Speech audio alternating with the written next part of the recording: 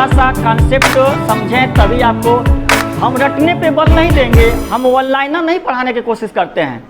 आप one liner खुद बनाएं कि आखिर में हम कैसे वन लाइनर बनाते हैं। बहुत लोग क्या करते हैं, हम अक्सर देखे हैं सर लोगों से यानी टीचर से स्टूडेंट क्या करते हैं, एक सजेशन लेते हैं कि सर हम कौन सा किताब वन लाइनर में खरीदें। ये वन लाइनर को किताब खरीदा जाता है का? वन लाइनर का किताब आप क्यों खरीदेंगे भाई साहब? वन लाइनर कितना आप रटेंगे? अगर एक चैप्टर से वन लाइनर क्वेश्चन निकालेंगे ना तो 100-200 वन लाइनर निकलेगा। अब कितना रटो ना, पगला जाएंगे आप लोग, है कि नहीं?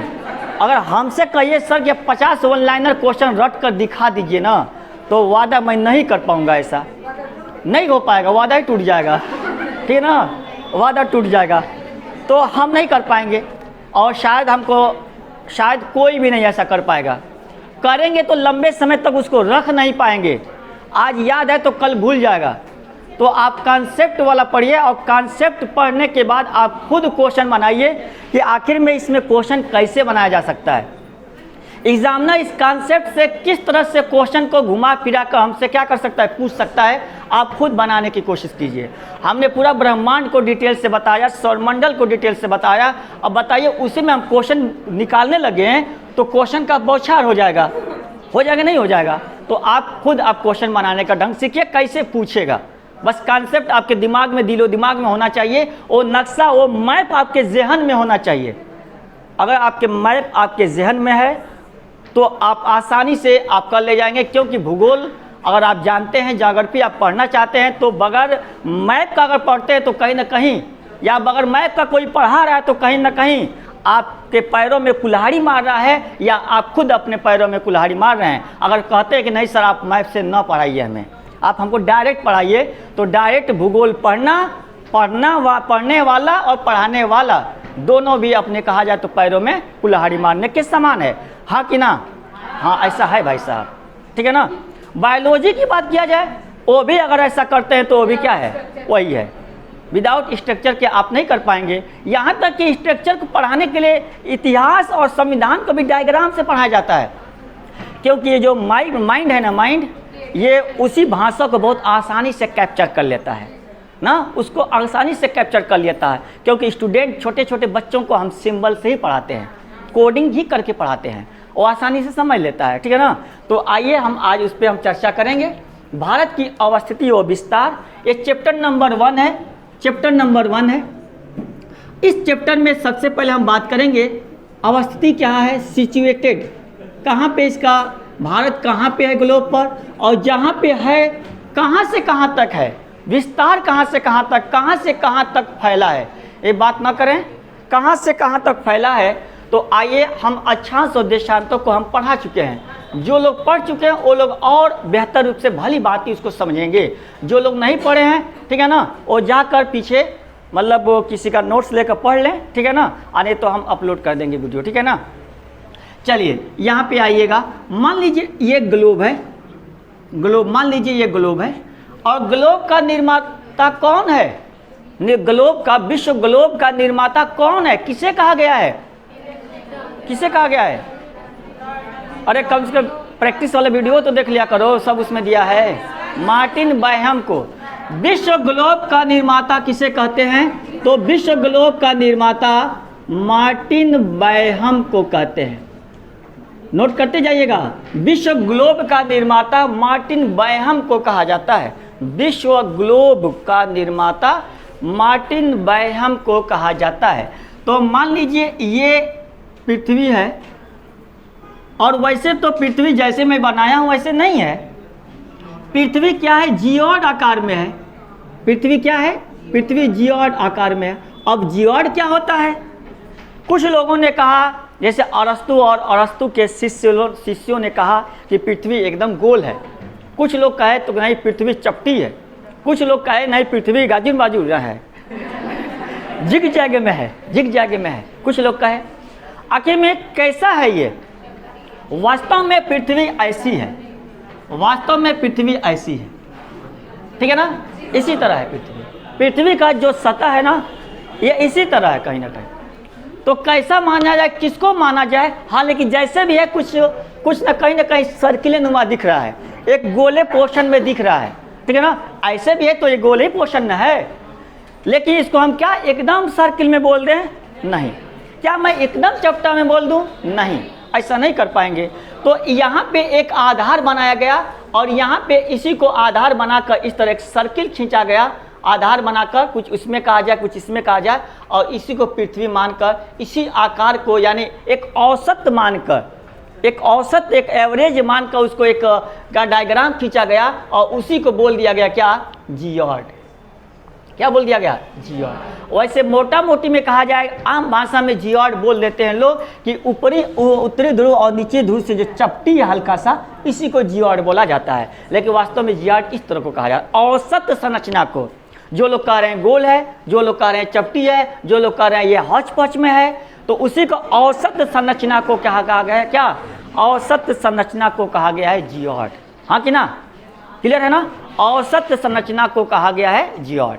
चलिए, जियोड कंफर्म हो गया। अब आइए हम जानते हैं, देखें यहाँ पे कि पृथ्वी आपके सामने एक ग्लोब है, और ग्लोब की अगर बात किया जाए तो हमने इस पर अक्षांश और देशांतर को दिखाया गया है। हम अक्षांश और देशांतर को नहीं पढ़ा रहे हैं, लेकिन अब थोड़ा सा उसका यहाँ पे थोड़ी सी वहाँ पर संक्षेप बातें करना पड़ेगा ना, कि क्या होता है अक्षांश, क्या होता है देशांतर। तो आपको पता होना चाहिए कि जो अक्षांश यानी लेटीट्यूड होता है, और लेटीट्यूड जो होता है जो हॉरिजॉन्टल में यानी सर्किल नुमा संरचना, पश्चिम से पूरब एक सर्किल नुमा संरचना अक्षांश कहलाता है, और उत्तरी ध्रुव और दक्षिणी ध्रुव को मिलाने वाली जो संरचना होती है, उत्तरी ध्रुव और दक्षिणी ध्रुव को, उसे हम क्या कहते हैं? उसे हम देशांतर कहते हैं। यानी ये वर्टिकल में है ना, उत्तरी ध्रुव को दक्षिणी ध्रुव से मिलाने वाली रेखा क्या कहलाता है?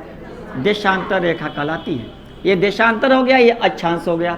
तो यहाँ पे गौर करिएगा, ये पृथ्वी के बीचों बीच से एक रेखा गुजरती है, पृथ्वी के एकदम बीचों बीच से, जिसको कि हम 0 डिग्री अक्षांश बोलते हैं।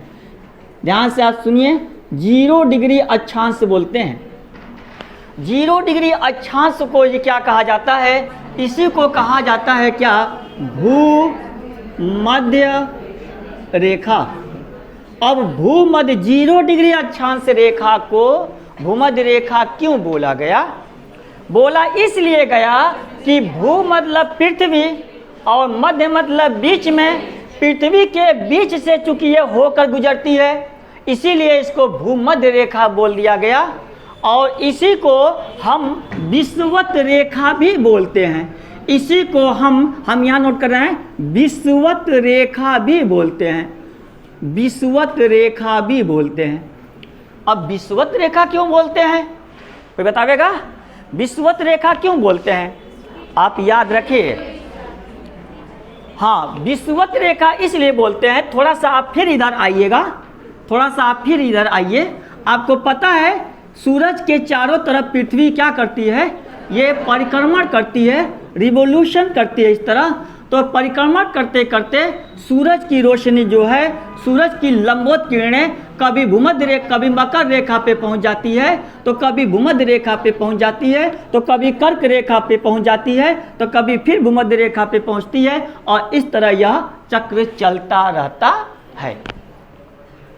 तो जब सूर्य की किरणें भूमध्य रेखा पर पहुंचती है, 0 डिग्री अक्षांश रेखा पर पहुंचती है, तो पहुंचने ही पहुंचता है ना सूर्य की किरणें। तो सूर्य की किरणें भूमध्य रेखा पे पहुंचता है, तो भूमध्य रेखा पे पहुंचने की वजह से दोनों गोलार्धों में क्या दिन और रात क्या हो जाता है? बराबर होता है। दोनों गोलार्धों की बात मैं कर रहा हूँ, दोनों गोलार्धों में दिन बराबर रात होता है। ये तीर समझ जाइएगा, तीर इधर से भी आ रहा है, तीर इधर से, यानी दोनों गोलार्धों में दिन रात बराबर होता है। क्योंकि एकदम पृथ्वी के बीचों बीच से हम सर पे सूर्य की लंबवत किरणें हैं, तो जाहिर सी बात है सर पे लंबवत किरणें अगर आता है, दोपहर की बात किया जाए, दोपहर के समय तो आप खड़े हैं तो आपकी छाया दोनों तरफ क्या पड़ेगी? बराबर पड़ेगी। ठीक उसी तरह ये दोनों तरफ क्या होता है? दिन रात क्या होता है? बराबर होता है, दोनों तरफ छाया बराबर पड़ता है। इसीलिए यहाँ पे दिन रात बराबर होता है। तो 2 बार कंडीशन आती है वर्ष में, 2 बार ऐसा सिचुएशन देखने को मिलता है, एक 21 मार्च को और एक 23 सितंबर को। 23 सितंबर को सूर्य की लंबवत किरणें 23 सितंबर को सूर्य की लंबवत किरणें भूमध्य रेखा पे पड़ती है और भूमध्य रेखा पे सूर्य की लंबवत किरणें पड़ने की वजह से दोनों गोलार्धों में दिन रात बराबर होता है। अरे सर आप क्या घुमा रहे हैं, आप विषुवत रेखा पढ़ाना है ना, बताना है आपको ना, विषुवत रेखा बताना है, तो आप कहाँ घुमा रहे हैं हमको डायरेक्ट बता दीजिए ना। हाँ आइए, हम डायरेक्ट बताने की मेरी आदतें नहीं है, ठीक है ना, डायरेक्ट बताने की मेरी आदत नहीं है। अब गौर करिए, दिन बराबर है का, किसका चिन्ह है ये, बराबर का। अब भाई साहब समझें, क्या बराबर, दिन रात बराबर, क्या बराबर, दोनों गोलार्ध बराबर, दोनों हिसाब से कर सकते हैं, दोनों गोलार्ध बराबर, दिन रात बराबर, ठीक है ना। और बराबर का हिंदी में एक पर्यायवाची होता है विषु। विषु मतलब होता है बराबर। कोई भी चीज़ 50-50 क्या कहलाता है, विषु कहलाता है। तो यहाँ 50-50 क्या है, दोनों गोलार्ध बराबर है, दो दिन रात बराबर है, दोनों ना आ जाएगा क्या, गोलार्ध के हिसाब से सोचो आप, और चाहे दिन रात बराबर के हिसाब से सोचो आप। इसीलिए इसको बोल दिया गया। और भूमध्य रेखा को, भूमध्य रेखा पर सूर्य की लंबवत किरणें पड़ा तभी तो ऐसा हुआ, इसीलिए बोल दिया गया। इस रेखा को एक और नाम दे दिया गया, क्या, विषुवत रेखा। क्यों, क्योंकि विषु मतलब बराबर, यानी यह रेखा 0 डिग्री अक्षांश रेखा पृथ्वी को 2 बराबर भागों में बांटती है, और बराबर का मतलब विषु भी होता है, इसीलिए विषुवत रेखा इसको बोल दिया जाता है। क्लियर ना। लेकिन कहिए अरे सर अंग्रेजवा क्या कहते हैं इसको, अंग्रेज क्या कहते हैं इसको, वो तो नहीं विषुवत रेखा बोलते होंगे। देखो अंग्रेज बहुत चालाक है, इसीलिए हम उनका दिमाग बहुत फ्रैंक काम करता है। वो एक ही बात सोचते हैं केवल। हम लोग 3 देखिए 3 नाम आ गया, 0 डिग्री अक्षांश, भूमध्य रेखा, विषुवत रेखा। हम किसको याद करें, 3 को याद करना पड़ेगा, और वो खाली एक ही को जानते हैं, इक्वेटर। उनके जहन में केवल क्या है, इक्वेटर है। हाँ बस इक्वेटर उनके जहन में है, उनके दिमाग में एक खाकापन बैठ गया है। इक्वेटर क्या होता है, तो दोनों जो गोलार्ध क्या होता है, जो क्या होता है, हेमिस्फीयर होता है, उसी को हम क्या बोलते हैं, इक्वेटर बोलते हैं। हाँ कि ना। तो ये है, इसी इतना नाम है भाई साहब, 0 डिग्री अक्षांश रेखा, भूमध्य रेखा, विषुवत रेखा, इक्वेटर। अब आइए सर आप ये बताना है तो आप इसी को बताइए ना डायरेक्ट, ठीक है ना। तो अब यहाँ पे चल रहा हूँ, हम अवस्थिति बता रहा हूँ, हमारा भारत है कहाँ पे। तो सुनिए आप, भारत की बात करें ना, तो आपके भारत, आपका सोने की चिड़िया यहाँ पे देखिए, आपका सोने की चिड़िया जो यहाँ पे है, ठीक है ना। आप देखते रहिएगा, और थोड़ा छोटा मैप बनाने में थोड़ा यहाँ पे दिक्कत तो होगा ही ना। आपका ये प्यारा सा भारत, छोटी चिड़िया, सोने की चिड़िया कहाँ है, देख लीजिए ना, किस गोलार्ध में है, उत्तरी गोलार्ध में। याद रखिएगा, ये जो पृथ्वी है ना, है सब मिटा दें, ये जो पृथ्वी है ना, ये पृथ्वी का ये हिस्सा क्या, पूरा हिस्सा क्या कहलाएगा, ये पूरा हिस्सा उत्तरी गोलार्ध कहलाएगा, उत्तरी गोलार्ध कहलाएगा। और दक्षिण का हिस्सा, उत्तरी गोलार्ध को इंग्लिश वाले अंग्रेज क्या कहते हैं, नॉर्थ हेमिस्फीयर कहते हैं। वो कहते हैं क्या है, नॉर्थ हेमिस्फीयर, और नीचे वाले को क्या कहते हैं, साउथ हेमिस्फीयर, और हम लोग कहते हैं दक्षिणी गोलार्ध। तो दक्षिणी गोलार्ध यानी साउथ हेमिस्फीयर, साउथ हेमिस्फीयर बोलते हैं। तो उत्तरी नॉर्थ हेमिस्फीयर और साउथ हेमिस्फीयर स्पष्ट रूप से आप देख रहे हैं। हमारा भारत किस गोलार्ध में मौजूद है, उत्तरी गोलार्ध में। थोड़ा सा ना 100% देखिएगा, एकदम पूरी तरह से उत्तरी गोलार्ध में है। ये 0 डिग्री अक्षांश भूमध्य रेखा के एकदम उत्तर में, पूरी तरह से उत्तरी गोलार्ध में है। तो आप एक शब्द में क्या बोल सकते हैं, आप एक शब्द में यही बोल सकते हैं ना कि हमारा भारत उत्तरी गोलार्ध का देश है। भारत उत्तरी गोलार्ध का देश है। आपके दिमाग में अब रटना क्या है दिमाग में आपको सेव कर लेना है माइंड में। ये देखिए भारत मैं कहाँ बनाया हूँ, हम क्यों ये सेव क्यों बना रहा हूँ, ताकि आपके दिमाग में ज़हन में सेव हो जाए, रटना न पड़े। ठीक है ना, ठीक है। तो ये तो हो गया उत्तरी गोलार्ध में, लेकिन कई एक चीज़ नहीं सर, हम तो किताब में पूर्वी गोलार्ध पढ़े हैं, हम तो उत्तरी और पूर्वी दोनों पढ़े हैं। हाँ पढ़े हैं, तो आइए अब हम वहाँ फिर चलते हैं। ठीक है ना, अकॉर्डिंग टू लेटिट्यूड यानी अक्षांश रेखा के अकॉर्डिंग बात किया जाए तो यह उत्तरी गोलार्ध में है। और हम अगर देशांतर के हिसाब से अगर हम बात करें ना, तो देशांतर कहाँ है देखिएगा, देखिए देशांतर 0 डिग्री, ये उत्तरी ध्रुव है 90 डिग्री और ये 90 डिग्री, 90 डिग्री एस और सॉरी 90 डिग्री एन और 90 डिग्री एस।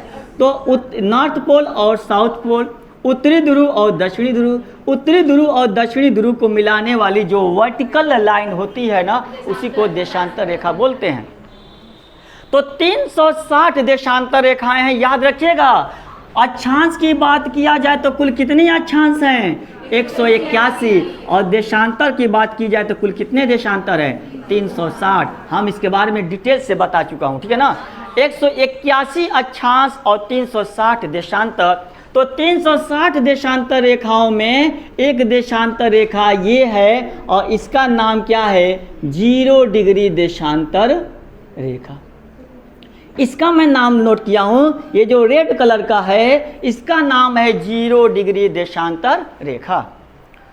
अब 0 डिग्री देशांतर रेखा क्या बोल दिया, ये क्या बोलता है, पृथ्वी को 2 बराबर हिस्सा में क्या करता है, ये डिवाइड करता है।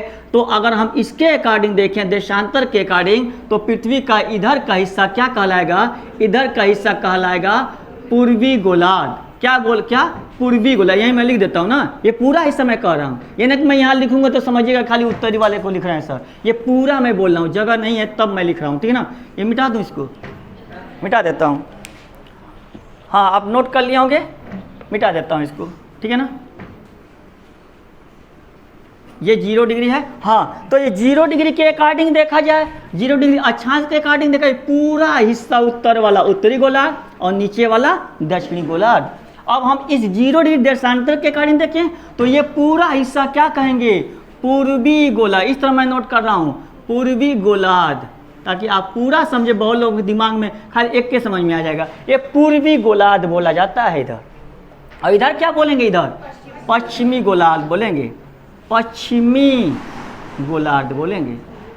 अंग्रेज लोग क्या बोलते होंगे, ईस्ट हेमिस्फीयर और वेस्ट हेमिस्फीयर, ईस्ट हेमिस्फीयर और वेस्ट हेमिस्फीयर। ठीक है ना, तो यहाँ से गौर करिएगा। अब देखो भारत कहाँ है, अब देखो भारत कहाँ है, तो क्या बोलेंगे, भारत उत्तरी और पूर्वी गोलार्ध में स्थित है, भारत उत्तरी और पूर्वी गोलार्ध में अवस्थित है या मौजूद है। ठीक है ना, या यूँ कह सकते हैं कि भारत उत्तरी और पूर्वी गोलार्ध का देश है। ठीक है ना, अब इसी को हम सेंटेंस में लिखवाएंगे। इतना क्लियर हो गया ना, ठीक है, नोट करते जाइएगा।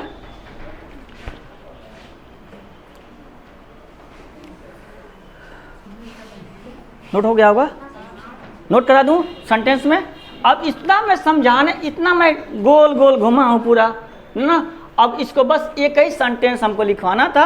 हम क्यों ना एक सेंटेंस लिखवा दिया डायरेक्ट, क्यों हम यहाँ तक गए, ताकि आपके दिमाग में, जहन में ये दिमाग में सेव हो, ये मैप सेव हो, क्योंकि ये ही हमारे दिमाग में लंबे समय तक बरकरार रहेगा।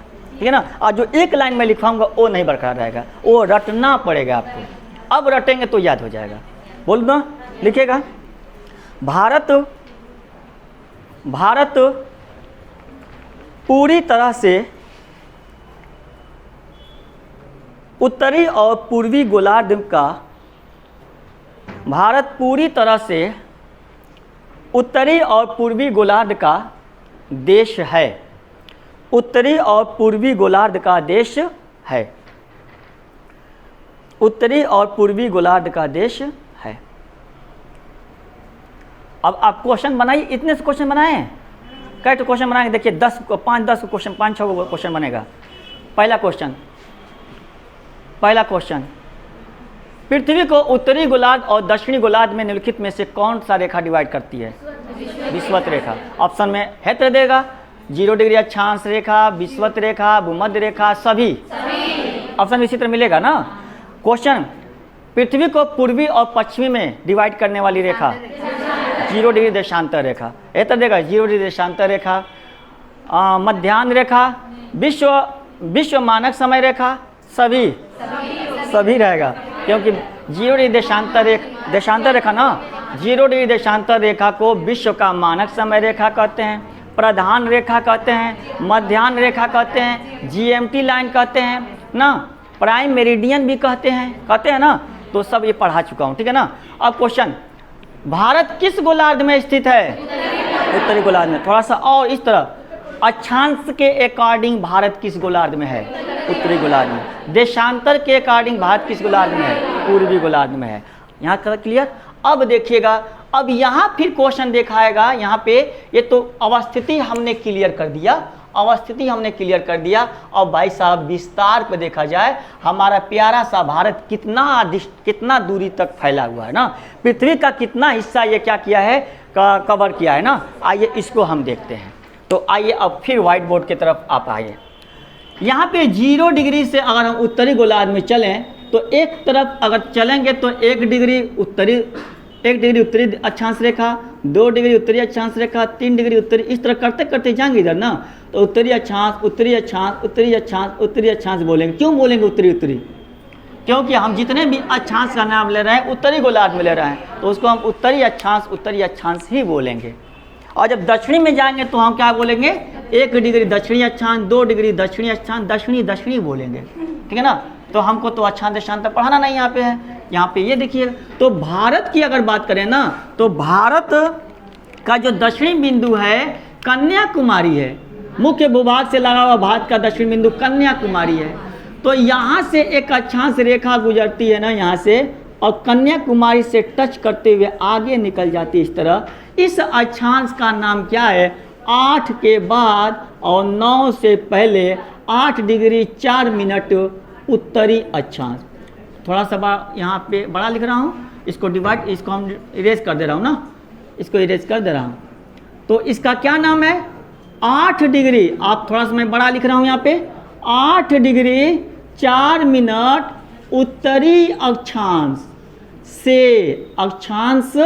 से 8 डिग्री 4 मिनट उत्तरी अक्षांश से शुरू हो गया भारत का एरिया। मुख्य भूभाग शुरू हुआ है अभी ना, अभी कुछ और बताना है।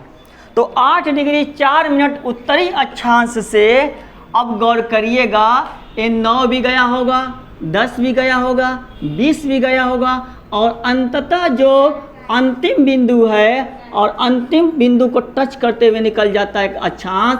इस अक्षांश का नाम क्या है? 37 डिग्री 6 मिनट उत्तरी अक्षांश तक मैं लिखूंगा यहाँ पे ना, तक लिख रहा हूँ। यानी भारत का अक्षांशी जो विस्तार आप देख पा रहे हैं, भारत का अक्षांशी विस्तार 8 डिग्री 4 मिनट उत्तरी अक्षांश से 37 डिग्री 6 मिनट उत्तरी अक्षांश तक है। ये अक्षांशी विस्तार है ना, बस समझ में आया। अब हम उत्तरी अक्षांश का मतलब क्या? नॉर्थ लेटीट्यूड से लेकर इतने डिग्री नॉर्थ लेटीट्यूड से लेकर 37 डिग्री 6 मिनट नॉर्थ लेटीट्यूड तक ये फैला हुआ है। ये तो अक्षांशी विस्तार है भारत का, हाँ कि ना। आगे बढ़ता हूँ। अब यहाँ पे चलें, कहेंगे अरे नहीं सर हम तो कुछ और सुने हैं, क्या बता रहे हैं आप? तो 8 डिग्री 4 मिनट बता रहे हैं, हम कुछ और पढ़े हैं, ठीक है ना। आप पढ़े होंगे क्या? अब गौर करिएगा, भारत का स्टार्टिंग तो यहाँ से मुख्य भूभाग से है, ये दिख रहा है ना आपको, कन्याकुमारी से। लेकिन भारत के इधर पूरब में इधर एक द्वीपीय राज्य है भारत का, उसका नाम है अंडमान निकोबार द्वीप समूह। अंडमान निकोबार द्वीप समूह यहाँ पे देख पा रहे होंगे, कंप्रोमाइज करिएगा। अंडमान निकोबार द्वीप समूह जो कि यहाँ तक फैला है, और यहाँ तक एक अंडमान निकोबार द्वीप समूह का एक द्वीप है, उस द्वीप का नाम है ग्रेट निकोबार। और ग्रेट निकोबार पर एक बिंदु है, एक दक्षिणतम पॉइंट, भारत का सबसे साउदर्न पॉइंट जो है, उस पॉइंट का नाम क्या है? इंदिरा पॉइंट। और यही इंदिरा पॉइंट से एक अक्षांश गुजरती है। उस अक्षांश का नाम है, देख पा रहे होंगे आप, इस अक्षांश का नाम है, अब गौर करिएगा, यही है। इसको मैं डॉट डॉट में दिखाया हूं ताकि आप समझ सके ना। तो इसका नाम है डॉट डॉट का 6 डिग्री। हाँ, ये तो 8 बड़ा लिख दिया हूं, तो थोड़ा सा आप कंप्रोमाइज करिएगा। इसका नाम क्या है? 6 डिग्री 4-5 मिनट, तो 4 ही लिख रहा हूं ना, उत्तरी अक्षांश। क्या कहेंगे? 6 डिग्री 4 मिनट उत्तरी अक्षांश। 6 डिग्री 4 मिनट, 4-5 मिनट लिखा रहता है, 4 मोटा मोटी में ले लेता हूँ क्योंकि दशमलव के बाद की आंकड़ा बराबर लिखा जाता है। तो 6 डिग्री 4 मिनट उत्तरी अक्षांश से 37 डिग्री 6 मिनट उत्तरी अक्षांश तक भारत फैला हुआ है। अब कहिएगा सर हम एग्जाम में तो कंफ्यूज हो जाएंगे, किसको हम लेकर चलेंगे? अब आप क्वेश्चन का टाइप देखिएगा, मुख्य भूभाग से पूछ रहा है तब तो आपका ऑप्शन ये रहेगा। अगर नहीं डायरेक्ट पूरा पूछ रहा है तो आपका ऑप्शन 6 से शुरू होगा। अब क्वेश्चन को देखिएगा, अब क्वेश्चन का टाइप कैसा है और ऑप्शन में कैसे दिया है ना, उसके अकॉर्डिंग आपको चलना होगा। क्लियर? चलिए, तो भाई साहब ये था आपका अक्षांशीय विस्तार। अब हम चलेंगे देशांतरी विस्तार के तरफ। तो देशांतरी विस्तार के अगर हम तरफ चलते हैं तो गौर करिएगा, ये 0 डिग्री है और 0 डिग्री के पूर्वी गोलार्ध में हम बात करें तो चलेंगे 1 डिग्री पूर्वी देशांतर, 2 डिग्री पूर्वी देशांतर, दिख रहा है ना आपको? 1 डिग्री पूर्वी देशांतर, 2 डिग्री पूर्वी देशांतर, इस तरह 4 डिग्री करते करते चलेंगे। पूर्वी पूर्वी बोल रहा हूँ, क्यों?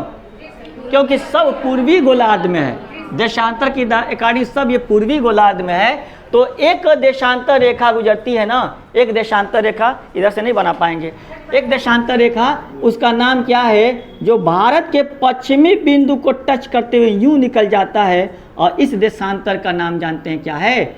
68 डिग्री 7 मिनट ईस्ट। ईस्ट मैं लिख रहा हूँ, 68 डिग्री 7 मिनट पूर्वी। पूर्वी को हम ईस्ट बोल देते हैं ना, ईस्ट से, ठीक है ना। 68 डिग्री 7 मिनट ईस्ट से शुरू होता है और कहाँ तक पहुँचता है? तो गौर करिएगा, एक देशांतर भारत के एकदम पूर्वी हिस्से को टच करते हुए निकलता है, और इधर इसका नाम क्या है? 97 डिग्री 25 मिनट ईस्ट तक फैला है। ये देखिएगा, ये देशांतरी विस्तार मैं बता रहा हूँ, ये था देशांतरी विस्तार। आप एकदम ज़हन में बैठा लीजिए, 68 डिग्री 7 मिनट पूर्वी देशांतर से 97 डिग्री 25 मिनट पूर्वी देशांतर तक भारत फैला हुआ है। अब दोनों को जोड़कर हम सेंटेंस बोलेंगे ना, आप समझ गए होंगे। किसी को प्रॉब्लम यहाँ तक? अब यहाँ तक किसी को प्रॉब्लम नहीं होना चाहिए। ये एक लाइन का सेंटेंस मैं इतना 3 पाँच किया हूँ, एक ही लाइन के सेंटेंस को मैं समझाने की कोशिश किया हूँ ताकि आपके जहन में ये बात बैठे, ठीक है ना। कोशिश करिएगा, ये आप जहन में बैठाने की कोशिश करिएगा। जब भी आप एग्जाम में बैठें, जब भी क्वेश्चन पुटअप किया जाए तो आप इसी के अकॉर्डिंग आप बताइएगा, जहन में बैठा के बताइएगा। और रट कर नहीं बता पाएंगे, रट कर ये करने लगेंगे ना, तब तो करने लगेंगे, ठीक है ना। सोचने लगेंगे सर को ऊपर करके, ठीक है ना, तब तो दिक्कत हो जाएगा। आइए बोल दो सेंटेंस, नोट करिए जल्दी।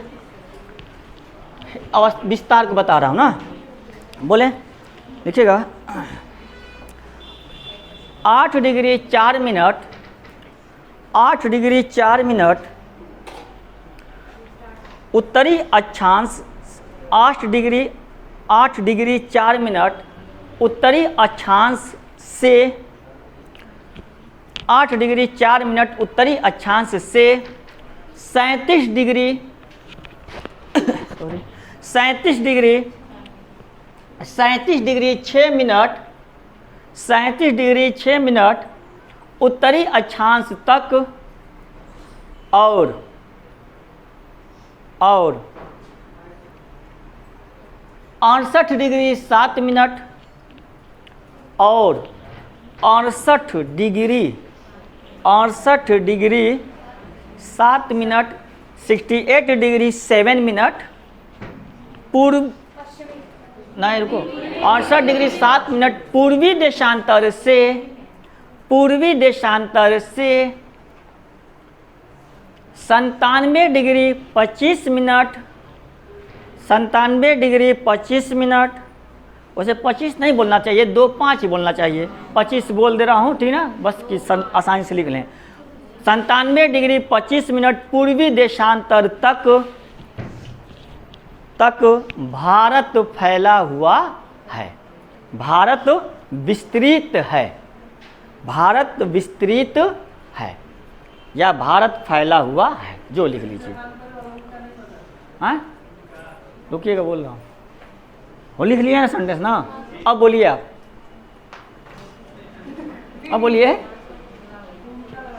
ना, उल्टा कहाँ से लिख रहा है? हाँ, अरे जीरो से इधर से नहीं चलेंगे, जीरो की तरफ से। हम जीरो की तरफ चलेंगे ना तो 1 2 3 तो पहले 68 आएगा, पहले 97 आएगा, पहले 68 में आएगा। हाँ, नहीं इधर से क्यों गिनेंगे? आप जीरो से चलेंगे भाई, जीरो देशांतर ये है तो यहाँ से ना हम बढ़ेंगे, इधर पूरब की तरफ बढ़ेंगे। अच्छे, अब किसी के दिमाग में ये होगा सर आप दोनों पूर्वी क्यों बोले हैं? किसी के जहन में ये बैठ रहा होगा सर दोनों पूर्वी क्यों बोले हैं? 68 डिग्री 7 मिनट पूर्वी बोले हैं जबकि भारत का पश्चिमी हिस्सा है, और 97 डिग्री 25 मिनट आप फिर पूर्वी बोले हैं, तो ये तो मामला सही है। तो भाई साहब मैं भारत के हिसाब से मैं नहीं सोचा हूँ, मैं 0 डिग्री के हिसाब से सोचा हूँ। अगर भारत को केंद्र बनाकर चलेंगे ना तो हम तब पश्चिम और पूरब कहेंगे ना, लेकिन हम भारत को केंद्र बना के नहीं चले हैं, हम तो 0 डिग्री के अकॉर्डिंग हम बात किए हैं ना। तो 0 डिग्री के अकॉर्डिंग यहाँ पे सब हिस्सा, सब देशांतर क्या बोलेंगे? हम पूर्वी देशांतर ही बोलेंगे। क्लियर? तो नोट हो गया ना। तो ये था भारत की अवस्थिति व विस्तार। ठीक है, अब ऑप्शन के हिसाब से चलिएगा। ये 6 वाला है कि 8 वाला हम इसमें दिखा दिया हूँ ना। अब नीचे नोट करना है तो नोट कर लीजिए। नोट में लिखिएगा, लेकिन भारत का दक्षिणतम बिंदु साउदर्न पॉइंट, लेकिन भारत का दक्षिणतम बिंदु साउदर्न पॉइंट, और दक्षिणतम बिंदु खाली लिखिए, इंग्लिश मत लिखिएगा। लेकिन भारत का दक्षिणतम बिंदु इंदिरा पॉइंट, भारत का दक्षिणतम बिंदु इंदिरा पॉइंट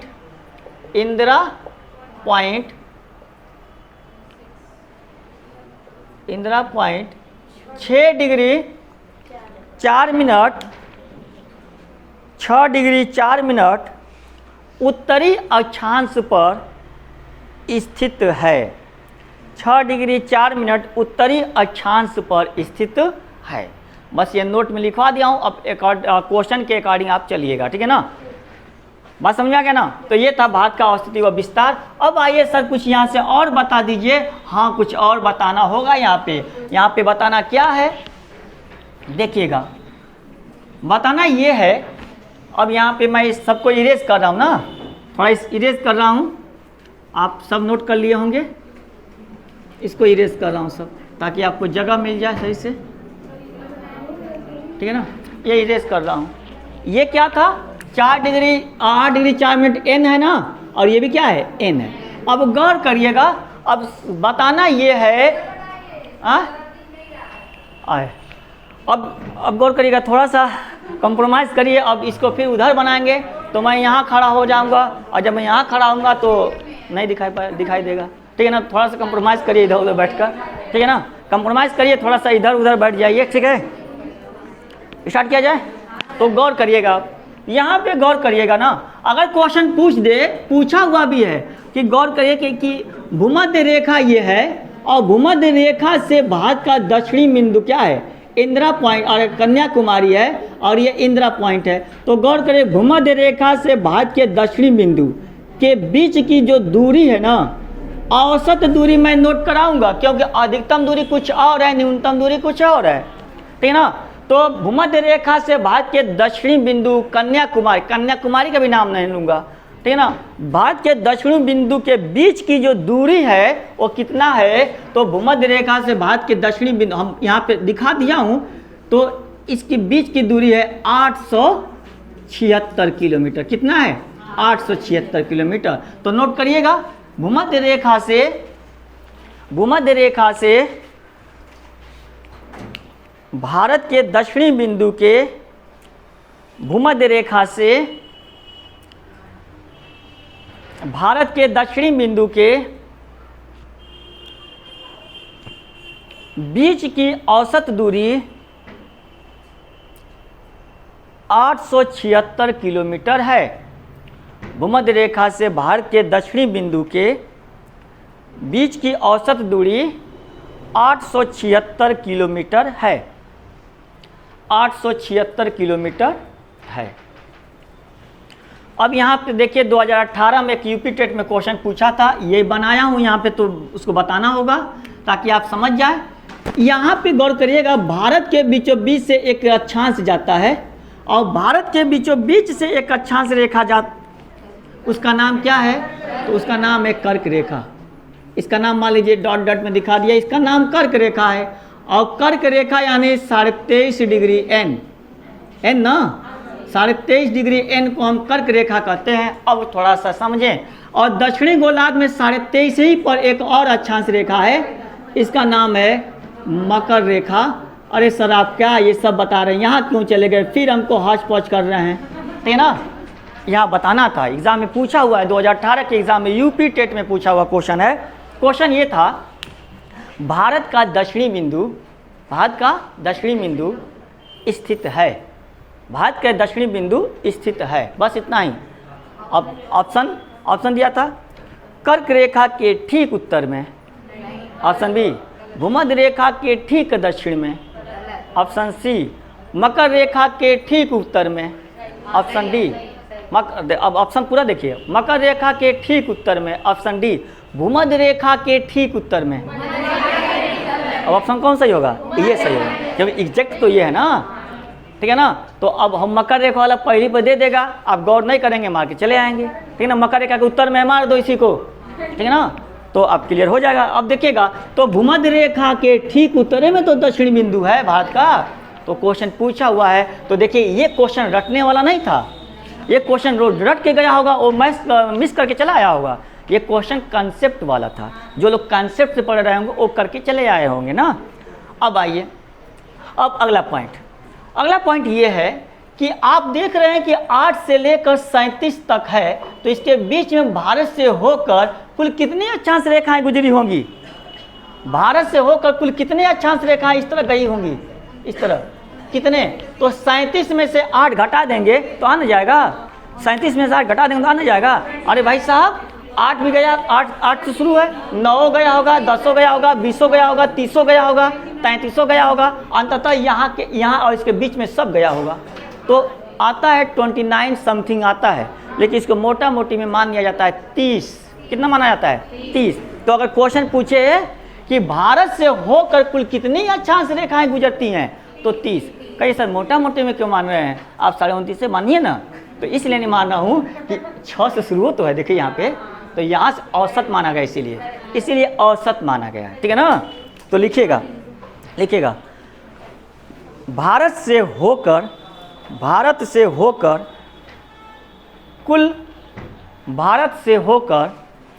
कुल लगभग 30 अक्षांश रेखाएं और 30 अक्षांश रेखाएं और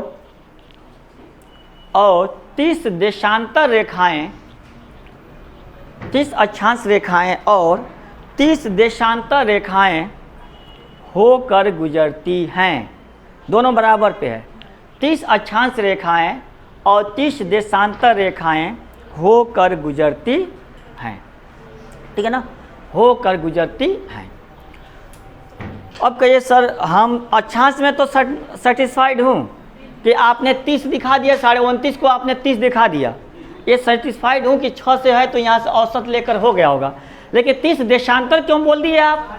68 डिग्री 7 मिनट और 97 से घटाएंगे ना तो 28 के 29 के पास जाएगा ये, ठीक है ना, पूरा 29 के ऊपर नहीं, 29 के पास जाएगा। फिर भी हम 30 लिख दिया हूँ। यहाँ पे क्या होगा, फिजिकली अगर देखा जाए, फिजिकली भारत को देखा जाए तो 68 से शुरू है, लेकिन यहाँ पे औसत हमेशा 10, हमेशा क्या होता है कि मोटा मोटी में एक एवरेज मान लिया जाता है ना।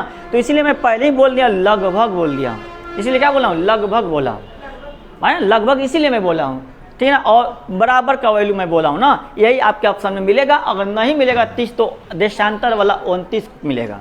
ठीक है ना, लेकिन उतना अंदर नहीं मिलेगा आपको, सुपर टेट का है, उस हिसाब से क्वेश्चन एग्जाम में पेपर बनाता है ना, ठीक है ना। तो 30 अक्षांश और 30 देशांतर रेखाएं, 30 अक्षांश और 30 देशांतर रेखाएं यूं यूं क्या होती है, गुजरती है। बात समझ में आया ना, ये था आपका भारत। अब सवाल ये है कि सर ये क्यों नोट कराए हैं, समझ में आ गई बातें। भारत से होकर कितने देशांतर रेखाएं गुजरती हैं, 30। कितने अक्षांश रेखाएं, 30। भूमध्य रेखा से भारत के दक्षिणी बिंदु के बीच की दूरी 876 किलोमीटर, 876 किलोमीटर, ठीक है ना। भारत किस गोलार्ध में है, उत्तरी गोलार्ध में है। अक्षांश के अकॉर्डिंग, अक्षांश के अकॉर्डिंग उत्तरी, देशांतर के अकॉर्डिंग पूर्वी, ठीक है ना। विषुवत रेखा, हाँ बोलिए, हाँ भारत के बीच 20 से जो, हाँ देशांतर रेखा ना, तो हाँ तो भारत के देखिए भारत के लगभग बीचों बीच से एक देशांतर रेखा गुजरती है और इसको बीचों बीच का देशांतर रेखा माना गया है क्योंकि यह भारत का मानक समय रेखा है। ये मैं डॉट डॉट में दिखाया हूँ, ये भारत का मानक समय है 82.5 डिग्री, ये देशांतर का नाम नोट कर रहा हूँ, ये देशांतर का नाम है, यहाँ से मैं खींच ले जा रहा हूँ।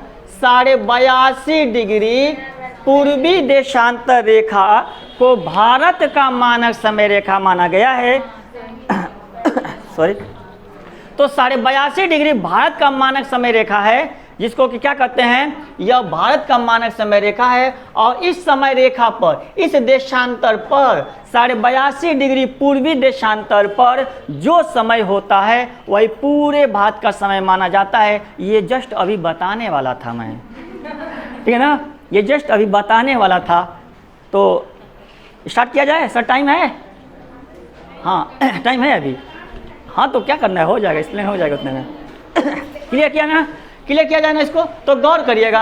अब सर थोड़ा सा अब व्हाइट बोर्ड की तरफ आइए, आप व्हाइट बोर्ड की तरफ आएँ। ये पृथ्वी है और ये सूर्य है।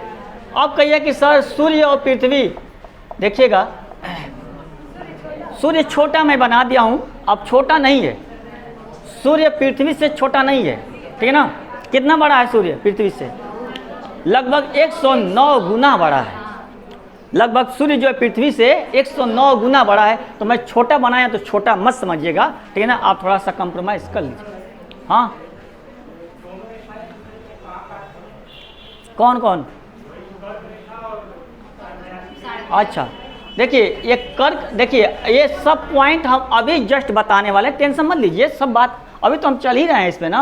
अभी पूरा अक्षांश बताएंगे, फिर देशांतर यहाँ बताएंगे, हम भारत के मैप को बड़ा बनाएंगे तो वहाँ पे लोकेट करेंगे ना, यहाँ पे हम भारत के मैप को बड़ा बनाएंगे, पूरा दिखाएंगे। अब उसमें हम क्या दिखाएं, छोटा सा जगह है, ठीक है ना, हम उसको दिखाएंगे, टेंशन मत लीजिए आप, टेंशन मत लीजिए, हम चले हैं वहाँ पे, आगे मत पूछिए, अभी क्लियर मत करिए, हम यहाँ पे इसको क्लियर करने दीजिए पहले, ठीक है ना।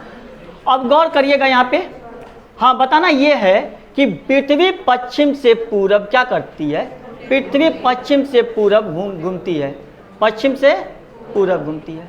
और पृथ्वी जब पश्चिम से पूरब घूमती है, इसी को हम क्या बोल देते हैं, एंटी क्लॉकवाइज बोलते हैं, एंटी क्लॉकवाइज बोलते हैं। लेकिन हिंदी का शब्द कुछ हमको बड़ा गलती कर देता है, हो सकता है कि पश्चिम से पूरब ना बोले, हो सकता है कि एंटी क्लॉकवाइज ना बोले, ऑप्शन में मिल जाए वामावर्त।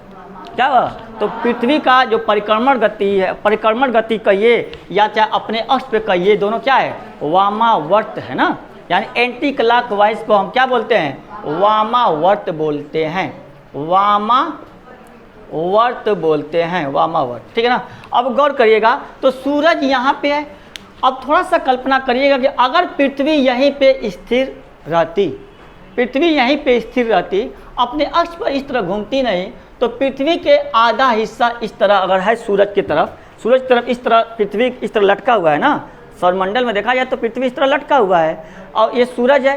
अगर ये स्थिर रहते तो पृथ्वी के आधे हिस्से पर क्या होता है, हमेशा दिन रहता और आधे हिस्से पर हमेशा क्या रहता है, रात रहता है, ठीक है ना। तो दिन वाले का तो कोई दिक्कत नहीं है, लेकिन रात वाले को दिक्कत होने लगा, तो हम दिन में भी सो जाते हैं, ठीक है ना। अब यहाँ पे सवाल ये है कि पृथ्वी जो है अपने अक्ष पर इस तरफ पश्चिम से पूरब इस तरह घूमती है, तो पृथ्वी का ये हिस्सा इधर वाला, ये वाला दिन वाला हिस्सा इधर जाता है और रात वाला हिस्सा किधर आता है, इधर आता है। तो रात वाला हिस्सा इधर, दिन वाला हिस्सा इधर। अब गौर करिएगा, हम यहाँ बताने वाले हैं, ये पॉइंट हम बता चुके हैं। भारत के बीचों बीच से 30 देशांतर गुजरती है, भारत के बीचों बीच से 30 देशांतर रेखा गुजरती है, गौर करिएगा। और आपको मैं अच्छा सा देशांतर में बता चुका हूँ कि जब पृथ्वी अपने अक्ष पर इस तरह घूमती है तो 1 डिग्री देशांतर घूमने में 1 डिग्री देशांतर घूमने में 4 मिनट का समय लेती है। 1 डिग्री का इधर का 1 डिग्री इधर और इधर का 1 डिग्री इधर होगा, यानी 1 डिग्री इधर उधर होगा ना, तो 4 मिनट का समय लगेगा। तो 4 मिनट का समय लगेगा तो कितना देशांतर है? 30 देशांतर। तो भारत से देखा जाए तो भारत का पूर्वी और भारत के पश्चिमी, भारत का पूर्वी और भारत के पश्चिमी के बीच कुल 30 देशांतर का डिफरेंस है। 30 देशांतरों का अंतर है, तो 30 देशांतर क्या हो जाएगा? 30 गुणे 4 यानी 4 × 12 120 मिनट। अगर मिनट में पूछेगा तो 120 और घंटा में पूछेगा तो क्या हो जाएगा? 2 घंटा। 120 मिनट कितने के बराबर? 2 घंटे के बराबर। तो भारत के पूर्वी हिस्सा और पश्चिमी हिस्सा में भारत के मैं नाम लिया हूँ, मैं 0 डिग्री का नाम नहीं लिया हूँ, मैं भारत का नाम लेकर बोल रहा हूँ। भारत के पूर्वी हिस्सा और पश्चिमी हिस्सा में कुल 2 घंटे का अंतर देखने को मिल जाता है, ठीक है ना। अब पूर्वी हिस्सा क्या है? तो पूर्वी हिस्सा क्या है? अरुणाचल प्रदेश है। और पश्चिमी हिस्सा क्या है? गुजरात है। पूर्वी बिंदु अरुणाचल प्रदेश का पूर्वी बिंदु कौन है? वालांगू या किबिथु है। और पश्चिमी बिंदु क्या है?